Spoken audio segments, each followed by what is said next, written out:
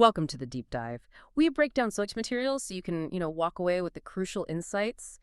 Today, we're immersing ourselves in Edith Wharton's The Age of Innocence, but we're not really looking for just a love story here. We're trying to get at the true antagonist, which in this tragedy seems to be the whole system, right? That intricate, suffocating social world of 1870s New York. That's exactly right.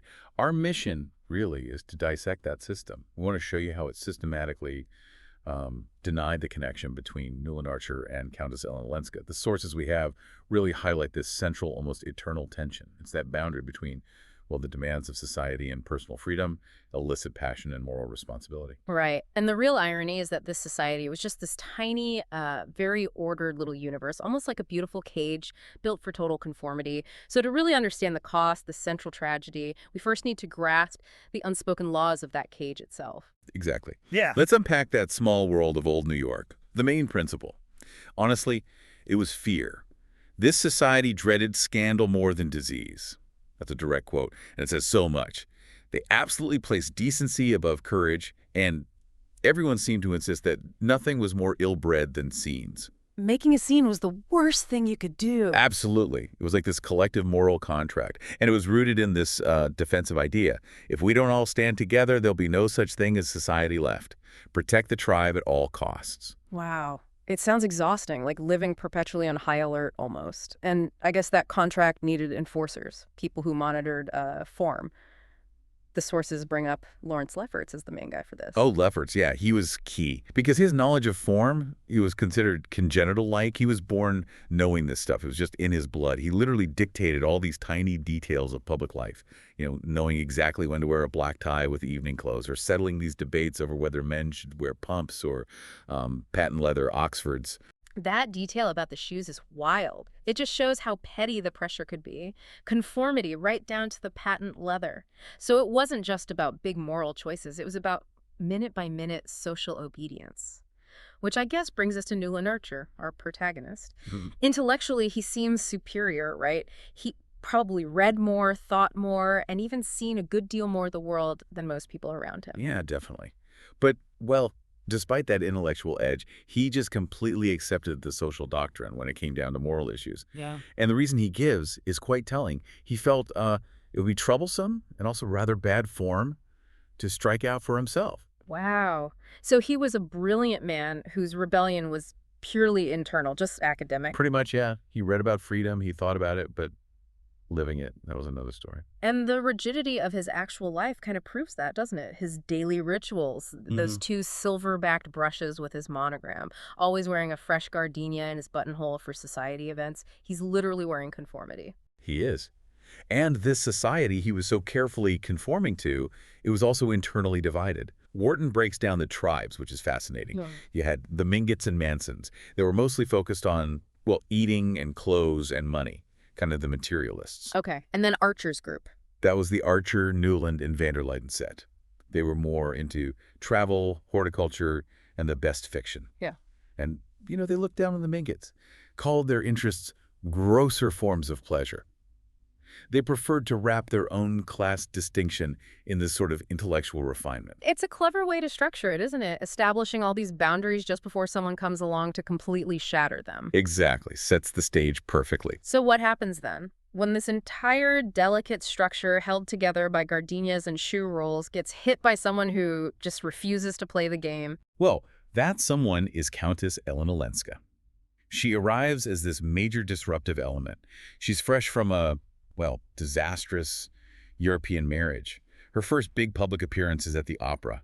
Newland sees her there, and it's described as this huge moment of social upheaval. She's wearing this dark blue velvet gown, rather theatrically caught up under her bosom, giving her this dramatic Josephine look. Right, and the sources really emphasize the atmosphere, that palpable suspense, the undivided attention of masculine New York just zeroed in on her. She's not just another fashionable woman, she's like a sign that the walls are starting to crack. Absolutely. And she embodies this completely different language of freedom because, well, she's actually lived it differently. She comes back home desperate, wanting to wipe out all the past. She captures the whole conflict so perfectly when she talks about feeling the world outside tugging at one with all its golden hands. But the reality of being back in New York hits her hard, doesn't it? She realizes pretty quickly that living there means, what was the quote?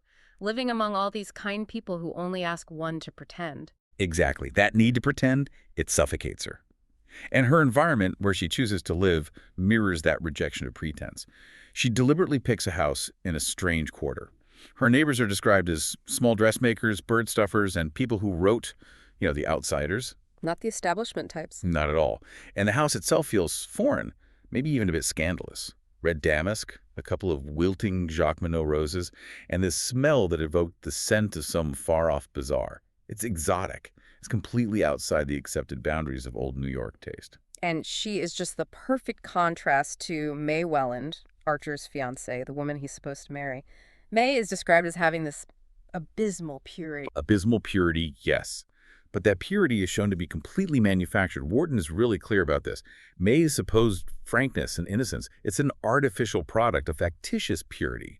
And it's created by this conspiracy of mothers and aunts and grandmothers. The duty of men like Archer to hide their pasts, and her duty as this marriageable young woman was basically to have no past to conceal. It's a conspiracy of silence, all designed to make her suitable for marriage within the system. So the moment Ellen threatens this pristine, manufactured world, the system fights back.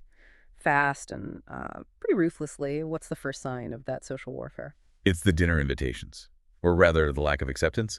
The Mingotts, who are trying to lend Ellen some legitimacy, they throw a formal dinner to meet the Countess Olenska. And the social slight is immediate, collective. Everyone refuses. And often they use the exact same wording, regretted that they were unable to accept. It just emphasizes this unified front against her. Okay, so that raises a critical question then.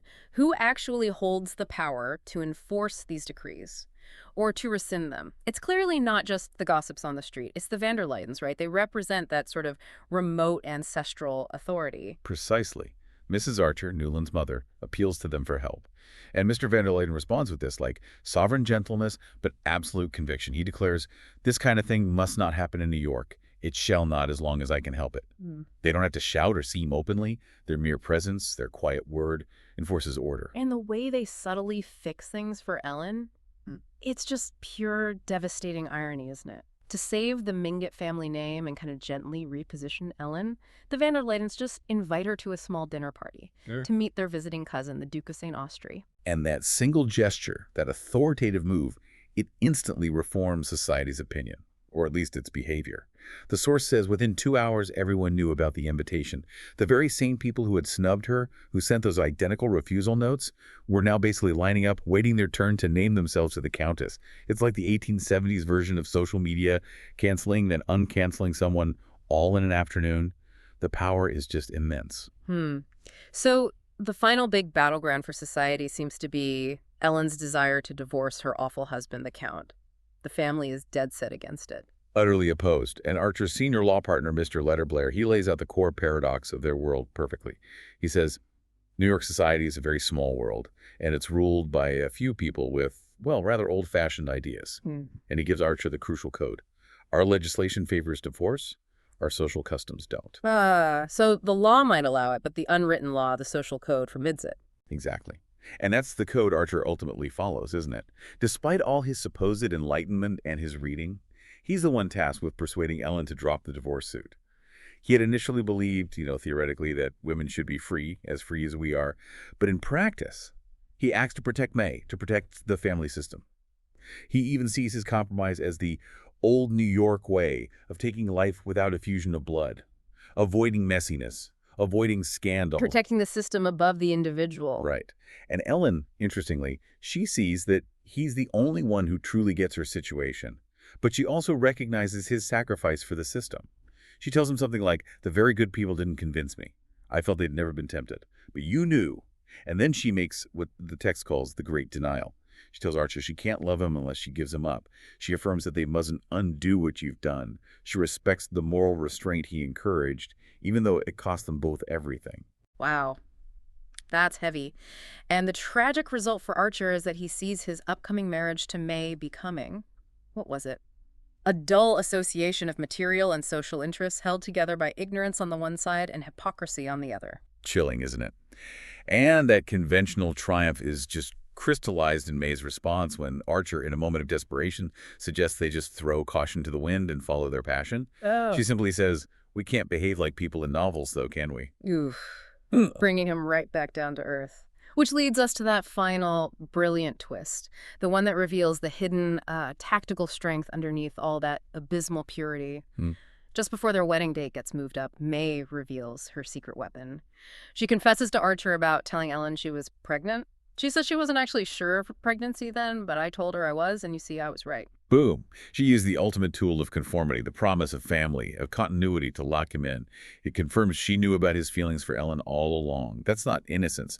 That's strategic warfare, perfectly hidden behind the mask of accepted purity. It's devastatingly ironic. She secures him through this, well, manipulation, basically. And the source material really shows us the tragic cost. Archer conforms, he marries May. He becomes a man to whom nothing was ever to happen. And his wife's hard, bright blindness meant she never even seemed to notice the world changing around her. She stayed locked in that 1870s mindset. Yeah, and the novel ultimately concludes that the unimaginative people, the ones bound by form and convention like May, they don't just miss the flower of life themselves, but they shut others from it as well. Decades later, Ellen becomes this sort of composite vision for Archer of all that he had missed. He thinks of her abstractly, serenely, like someone in a book or a picture. Distant, safe. But the passion itself was real, wasn't it? The source says he had known the love that is fed on caresses and feeds them, but this passion that was closer than his bones was not to be superficially satisfied. Right. That deep, unspoken connection remained powerful, maybe precisely because it was denied fulfillment in the conventional sense. It lived on internally. So the final provocative thought Wharton kind of leaves us chewing on is this. Archer chose duty. He chose loyalty, safety, conformity. He walked away from those golden hands of the world outside his cage. Was that sacrifice truly the nobler path, fulfilling the moral contract of his society? Or was it maybe just the safest way to ensure nothing disruptive, nothing truly meaningful, nothing truly alive ever happened to him again? It's a choice that defines a life, doesn't it? Whether you're living in 1870s New York or, well, right now. Definitely food for thought. We'll see you next time on The Deep Dive.